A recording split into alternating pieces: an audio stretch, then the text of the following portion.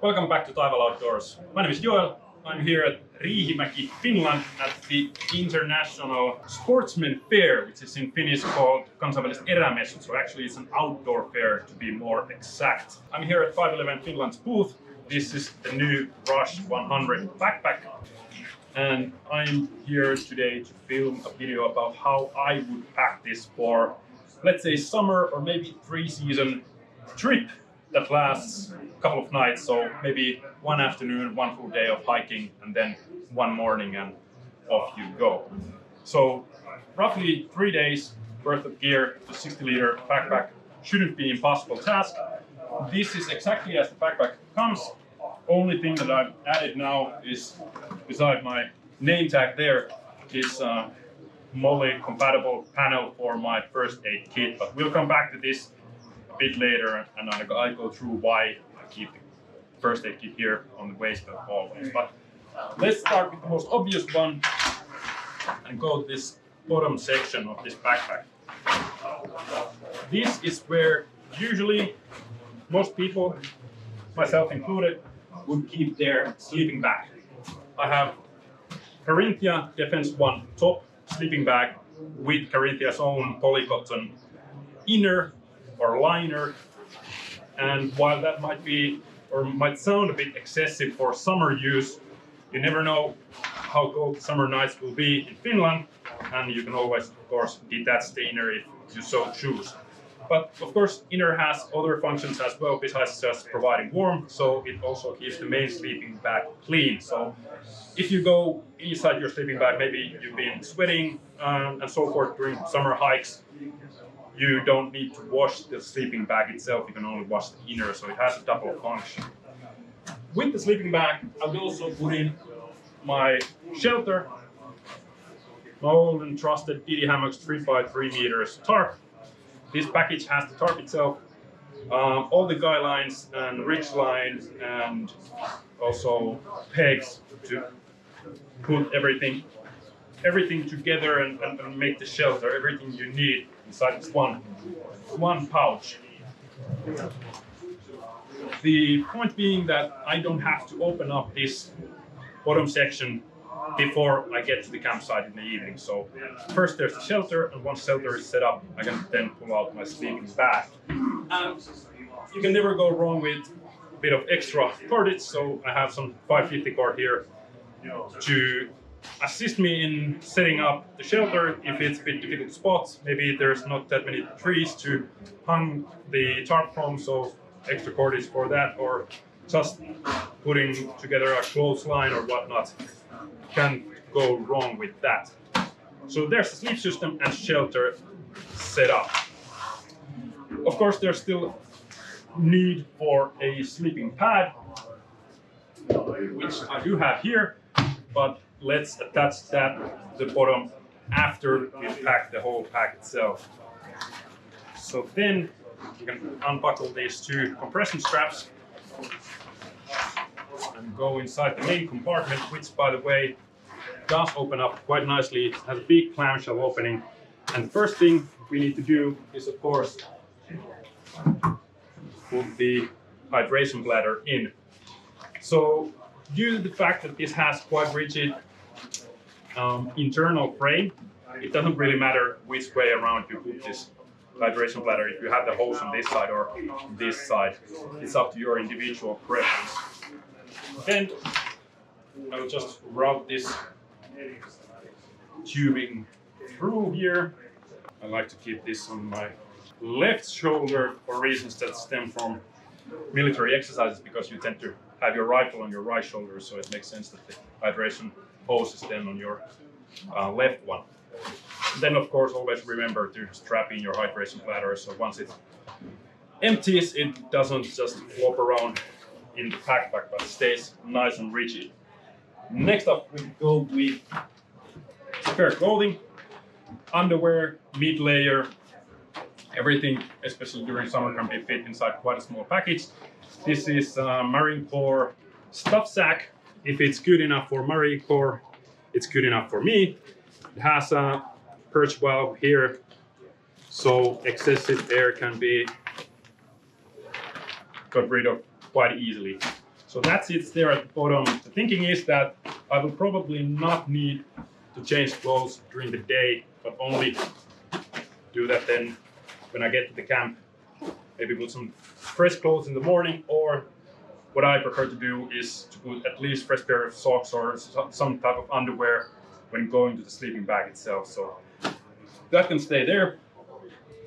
Then what is nice to have relatively quick access to is your food, of course. So here's food, as I mentioned, for roughly 3 days or 2.5 days, however you want to calculate it. Of course, it's always up to individual preference how much food you need. Generally, I tend to go with freeze-dried meals from Tactical Food Pack, for example, and then add in some of my own dehydrated meals and, of course, beef jerky and things like that. Thinking is that I will always have some type of trail mix or beef jerky in my side pocket, so I can keep refueling while I'm on the go. And then when I need to stop for lunch, for dinner, whatever, only then I will dig into this main bag. Then we still have some space left on top. So over here I would put first my cook system. This is Toaks Titanium 1.1 liter pot with bail handle, Trangia burner, Trangia triangle for the burner, fire kit, and a windscreen, which I made myself out of aluminum foil. So all of that goes there. To accompany that, this is a bit of a luxury item, but one that I would not go without if I do have the space.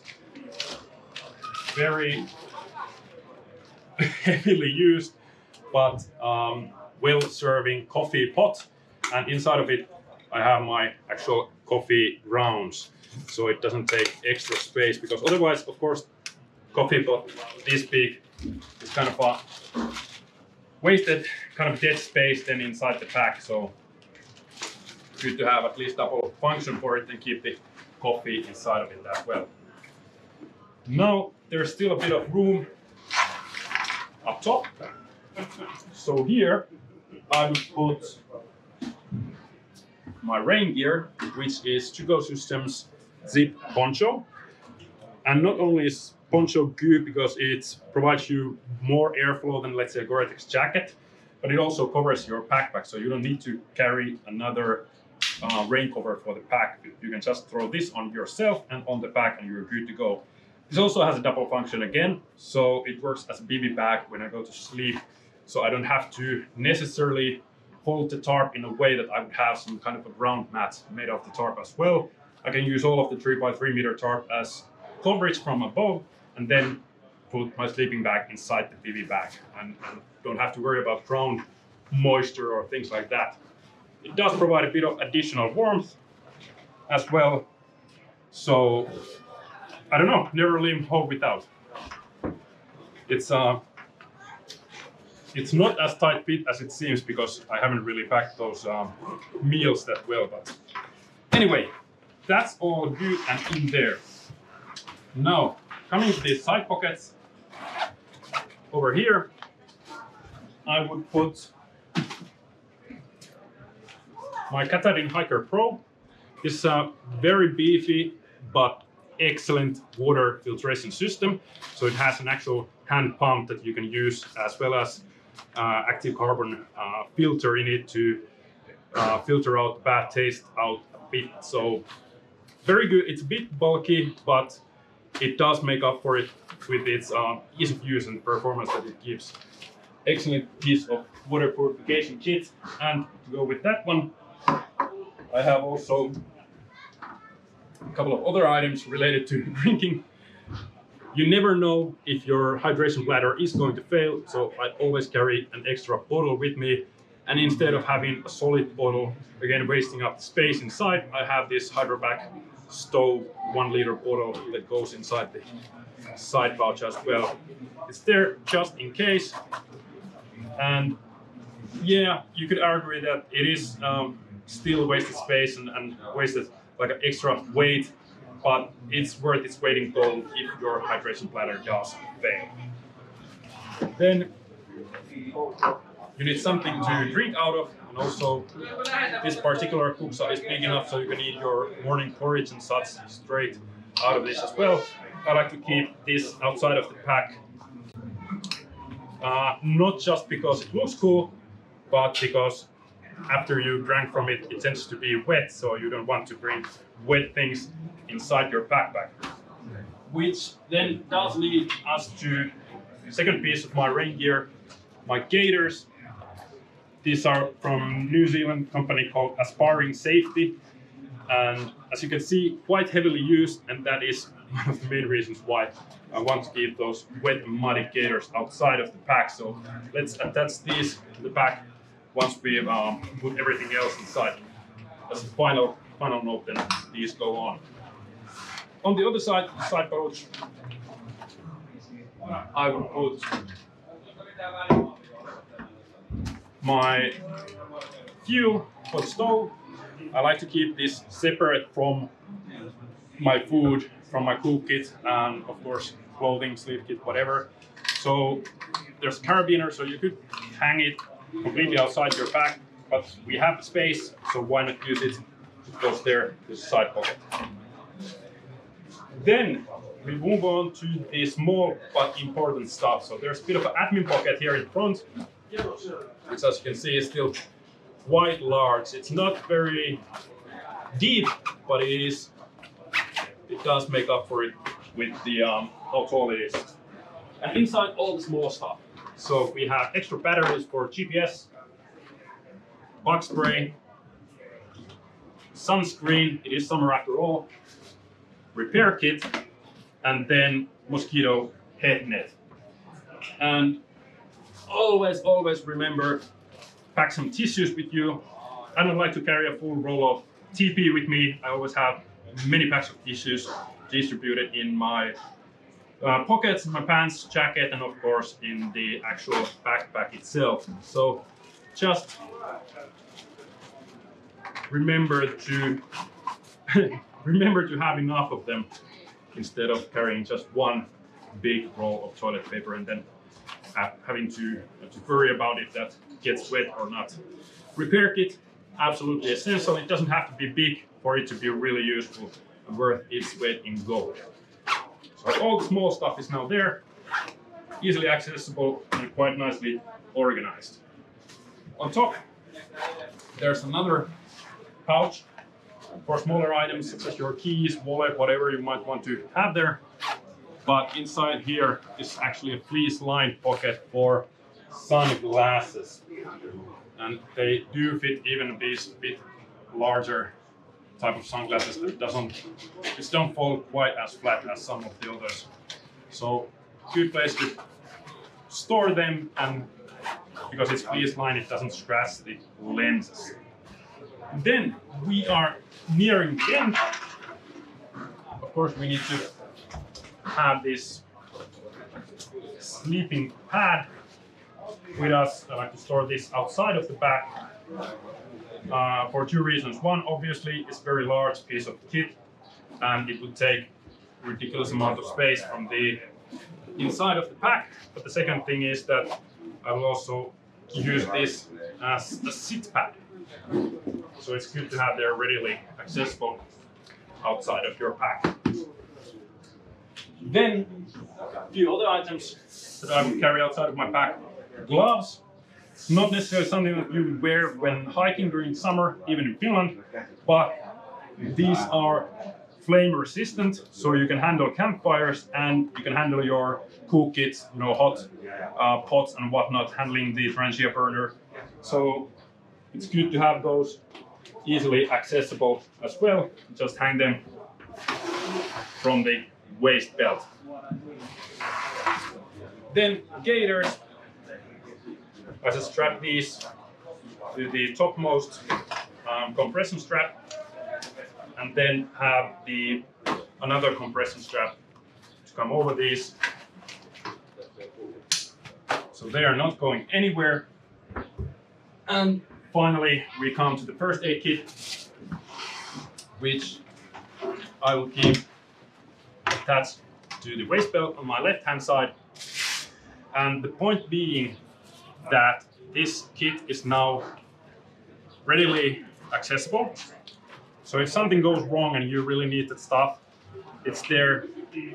It's easy to grab, but it's also visible for companions, whoever you are backpacking or hiking with. They also see where it is. They don't have to go rummaging through your rucksack trying to find your first aid kit if something has happened to you. So it's there, easily visible for you and your partners. And of course, being a rip-off pouch, you can just take it and toss it to whoever needs it around the camp and so forth. It is a bit bigger set, but it does cover basically everything that I can treat in the outdoors. And also, I'm sure that every one of us have been in a situation when hiking in a group and maybe a little boo-boo happens with someone, and many folks just simply don't carry first aid kit, or if they do, it's nothing but band-aids. So that doesn't go very far if something actually serious happens. So that's why good, solid first aid kit is good to have, at least with one of the people who are in the group. One of them should have a bit more first aid experience. And I'm happy to say that I finally do feel like I have some after completing the Wilderness Advanced First Aid certification. So I have that squared away.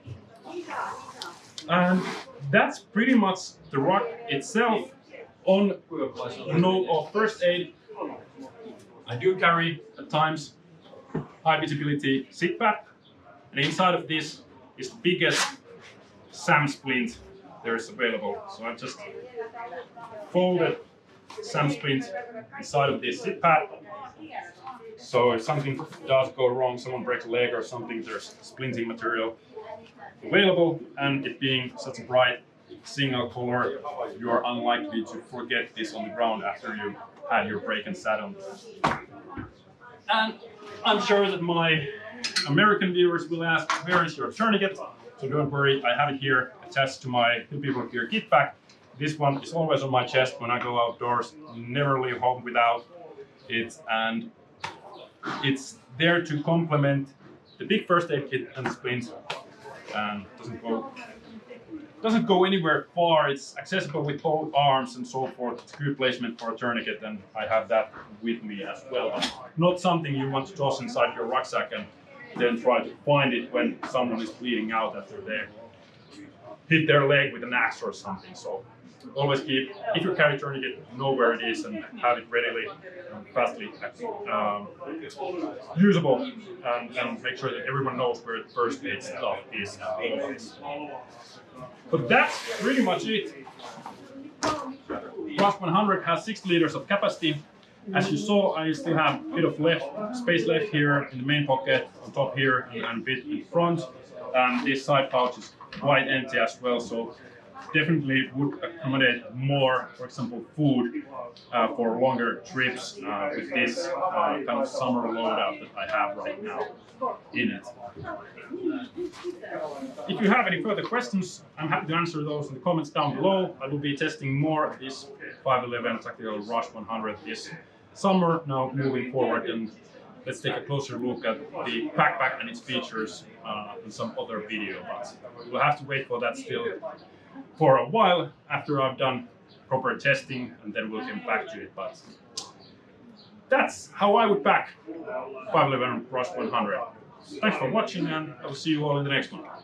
Cheers.